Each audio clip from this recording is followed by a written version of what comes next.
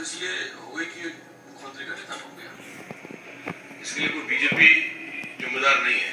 नहीं, अब तो आगे बढ़ना पड़ेगा। लेकिन मैं बताना चाहता हूँ, बाकी हमारा स्पष्ट एजेंडा है, बीजेपी का एजेंडा स्पष्ट है। हम लोग ने सरकार पहले भी इसलिए बनाई थी कि हम लोग चाहते हैं कि आतंकवाद की पूर्ण समाप्ति हो इस भारतवर्ष से।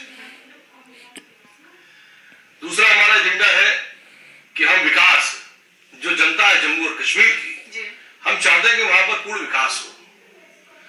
टूरिज्म में बहुत ज्यादा काम करना चाहते हैं, वहां पे आपका जो कॉटेज इंडस्ट्री है उसमें बहुत काम करना चाहते हैं। संजय अग्रवाल, काम तो आप तब कर पाएंगे ना जब वहां पर आपकी सरकार होगी। आगे स्ट्रेटेजी के साथ सरकार कैसे लेकर आएंगे, सवाल तो ये है ना। वही तो आप सुनेंगे तो समझ में आएगा ना जी, कैसे लेके आएंगे। तो हम आपको बताना चाहते हैं कि हमारा एजेंडा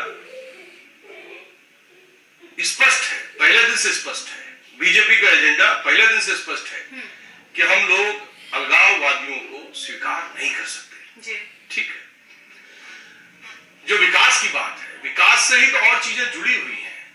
जम्मू और कश्मीर का विकास तब तक नहीं हो सकता है जब तक वहां पर की स्थितियां शांत ना हो। स्थितियां शांत कैसे होंगी, उसी के लिए हमारे प्रधानमंत्री जी ने प्रयास किया कि सौहार्दपूर्ण वातावरण बने पाकिस्तान के साथ। हमारे प्रयास है, हमारी कोशिश जो है, मैक्सिमम कोशिश है कि वहां पर हिंदुस्तान और पाकिस्तान का व्यवहारिक समन्वय बने, एक शांतिपूर्वक समन्वय बने, और जो गतिविधियां पाकिस्तान के द्वारा आतंकवाद की हो रही हैं या और भी अलगाववादियों के द्वारा जो आतंकवाद की गतिविधियां हो रही हैं वह पूर्ण रूप से समाप्त हो पाए।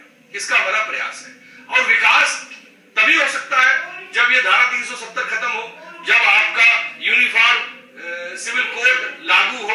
ये सब आवश्यक चीजें हैं वहां के विकास के लिए। इसलिए हम लोग हमेशा सदा से इस भावना से है कि भाई अगर भारतवर्ष में हिंदू मुस्लिम सिख ईसाई सारे भाई भाई हैं, तो अगर हम सब भाई भाई हैं तो हमारा सबके लिए संविधान, लोकतंत्र मानने वाले लोग हैं, संविधान एक होना चाहिए, सबके लिए एक ही दृष्टि से देखना चाहिए। वोटर राइट सबको वैसे ही होना चाहिए, प्रॉपर्टी खरीदने का राइट वैसे ही होना चाहिए। वो आपसे पूछेंगे कि भाई इस केंद्र में आप हैं, इतने दिन वहां पर भी आप रहे, तो आपके कितने कदम आगे बढ़े उस तरफ जिस तरफ आपने बातें इशारा किया, जिस तरफ आपने पहले भी इलेक्शन उसके लिए देखिए ऐसा हम जो चाहते हैं, भारतीय जनता पार्टी का जो स्टैंड है, भारतीय जनता पार्टी का स्टैंड सकारात्मक है। हम केंद्र में बैठे हैं, हम चाहते हैं ये, और लेकिन हम ये भी चाहते हैं कि वहाँ स्टेट गवर्नमेंट में जो हमारे सहयोगी हैं वो भी इस बात को चाहें कि मिलजुल करके शांतिपूर्वक तरीके से, जिसमें चूंकि स्टेट जब आती है तो इसका मतलब जनता हमारे साथ आती है, जब सभी लोगों के हित में सर्वजन सुखाए, है ना, सबका